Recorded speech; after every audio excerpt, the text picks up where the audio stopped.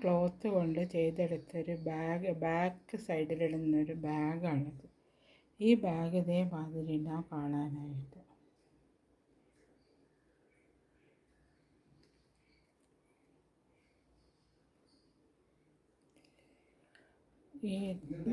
ഇതേമാതിരി അപ്പം ഈ ബാഗ് എങ്ങനെയാണ് തയ്ക്കുക എന്നുള്ള വിധം ഞാൻ കാണിച്ചു തരാം. ഈ ബാഗ് എല്ലാവർക്കും ഉപയോഗപ്പെടുന്ന ഒരു ബാഗാണ്. അപ്പോൾ ഇതെങ്ങനെയാണ് തയ്ച്ചെടുക്കുക എന്നുള്ള വിധം ഞാൻ കാണിച്ചു. ഇത് ബാക്ക് സൈഡിലിടുന്ന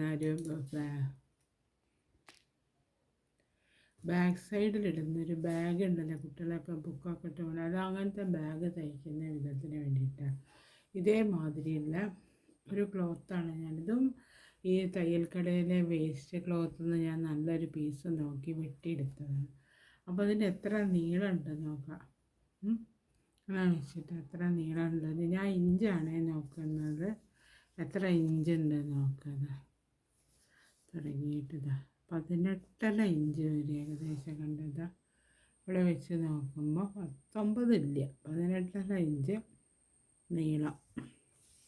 പിന്നെ വീതി എത്ര ഉണ്ടെന്ന് നോക്കാം.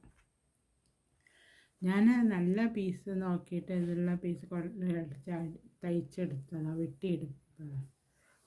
16 ഇഞ്ച് വീതിയുണ്ട്. ഇതിനെ കണ്ടോ, ഈ വീതിയുണ്ട്. അങ്ങനത്തെ 2 പീസ് വേണം, അപ്പുറം ഇപ്പുറം വേണം. 2 പീസ് വെച്ച് തയ്ക്കുന്ന ഇതാണ്.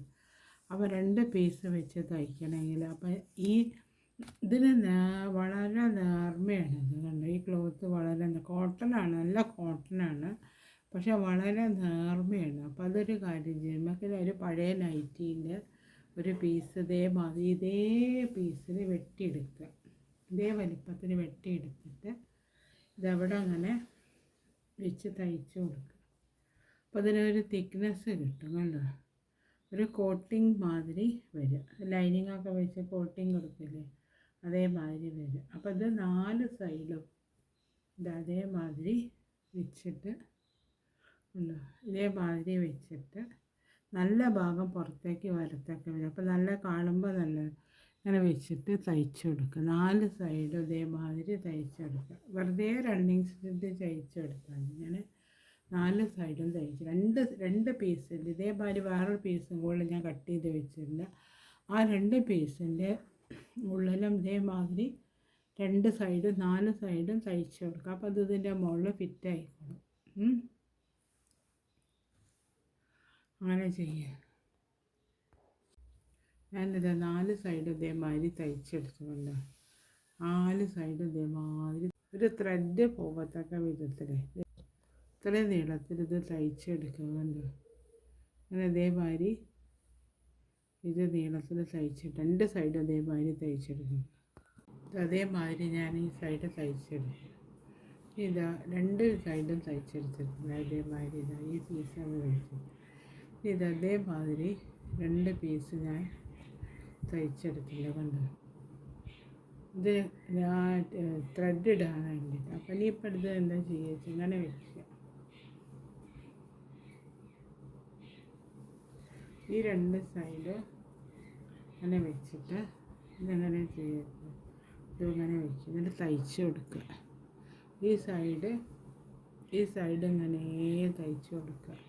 തയ്ച്ച് കൊടുത്തിട്ട് ഈ സൈഡിലാണ് വരുന്ന സമയത്ത് ഇത് ആ ത്രെഡ് ഇടാൻ വേണ്ടിയിട്ടാണ് അത് കൊടുക്കുന്നത്. ഈ പീസ് ഉണ്ടല്ലോ, ഈ പീസ് അങ്ങനെ ഉള്ളിലേക്ക് വന്നിട്ട് മടക്കിയിട്ട് ഇതെവിടെ അങ്ങനെ വെച്ച് ഈ ഭാഗം പുറത്തേക്ക് വരത്തക്ക വിധത്തിൽ ഇവിടെ അത് അങ്ങനെ വെച്ച് ഫിറ്റാക്കി കൊടുക്കുക. അങ്ങനെ തയ്ച്ച് കൊടുക്കുക. അങ്ങനെ വെച്ച് തയ്ച്ചതിന് ശേഷം ഈ സൈഡ് ഇതേമാതിരി അടിഭാഗമാണ് ഇത് വരെ, താഴെ ഭാഗം ഈ സൈഡ് ഇതേമാതിരി തയ്ച്ചെടുക്കുക. അങ്ങനെ തയ്ച്ചെന്താ ഈ 3ാമത്തെ സൈഡ് എത്തുമല്ലോ, ഈ 3ാമത്തെ സൈഡ് ഇത് അവിടെ എത്തുന്ന സമയത്ത് ഇതേമാതിരി മറ്റേ പീസ് എടുത്തിട്ട് ഇതേമാതിരി ഉള്ളിലേക്ക് വെച്ചിട്ട് ഇങ്ങനെ വെച്ച് തയ്ച്ച് കൊടുക്കണം. അങ്ങനെ ഈ അറ്റം വരെ ഇതുവരെ ഈ നമ്മൾ സ്റ്റാർട്ട് ചെയ്ത പോയിൻ്റുള്ള ഇതുവരെ തയ്ച്ചെടുക്കുക. അങ്ങനെ 3 സൈഡും തയ്ച്ച് എടുക്കുക. അതേമാതിരി ഞാൻ ജോയിൻ്റാക്കി തയ്ച്ചെടുത്ത് ഇതിൻ്റെ മുകളിൽ ത്രെഡ് ഇടണം. കണ്ടോ,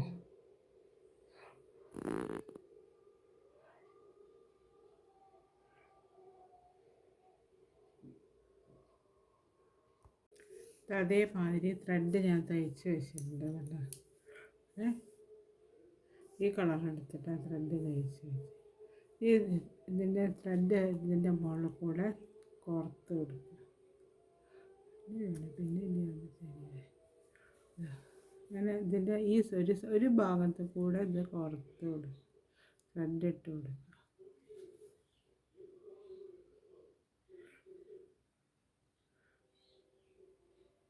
കാണുന്നില്ല, കണ്ണ് കാണുന്നില്ല.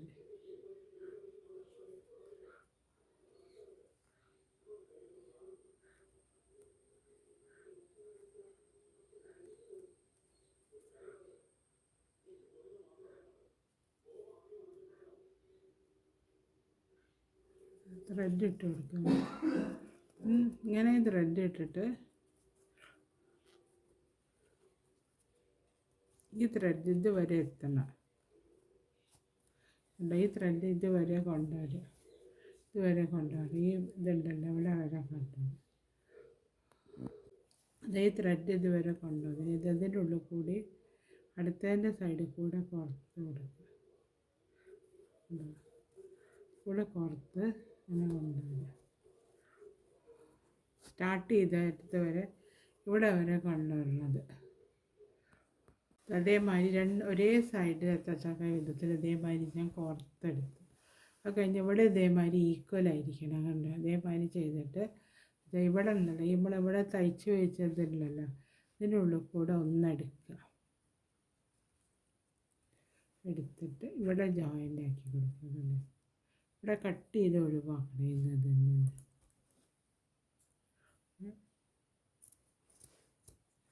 കട്ട് ചെയ്തിട്ട് ഇതവിടെ അങ്ങനെ ഇത് വെച്ച് ഇങ്ങനെ സ്റ്റിച്ച് ചെയ്ത് കൊടുക്കുക.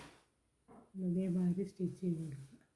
അപ്പോൾ ഇവിടെ ഇങ്ങനെ വലിച്ചാൽ അതിങ്ങനെ വലിഞ്ഞ് വരും.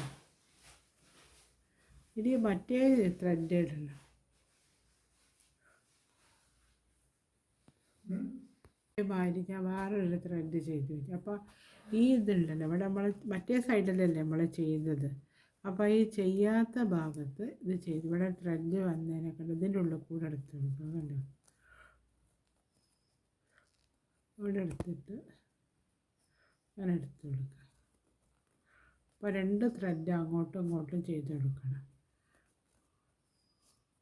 ഈ അറ്റം വരെ കൊണ്ടുവരുന്നത് ചെയ്തെടുത്തിട്ട് അതേമാതിരി ഞാൻ ഈ അറ്റം വരെ ചെയ്തെടുത്ത് വണ്ടി ഇതിൻ്റെ ഉള്ളിൽ കൂടെ എടുക്കുന്നുണ്ടോ, ഈ ഉള്ളിൽ കൂടെ ഇതെടുക്കുക. ഓപ്പോസിറ്റ് ഡയറക്ഷനിൽ വേണം എടുക്കുന്നത്. കൂടെ ഈ ത്രെഡ് എടുത്തിട്ട് ഈ അറ്റം വരെ കൊണ്ടുവരണം. ഇവിടെ സ്റ്റാർട്ട് ചെയ്ത് ഈ അറ്റം വരെ കൊണ്ടുവരിക. ഇതിൻ്റെ ഉള്ളിൽ കൂടെ എടുത്തിട്ട് മറ്റേ സൈഡിൽ ചെയ്ത മാതിരി തന്നെ അതിൽ കൂടെ എടുത്തിട്ട് ഇവിടെ സ്റ്റിച്ച് ചെയ്ത് കൊടുക്കുക അതേമാതിരി. അപ്പോൾ ഈ 2 സൈഡും കഴിഞ്ഞ്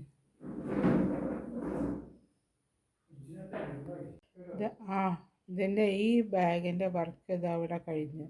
ഈ ബാഗ് കാണാനായിട്ട് ഇതേമാതിരി ഉണ്ട്.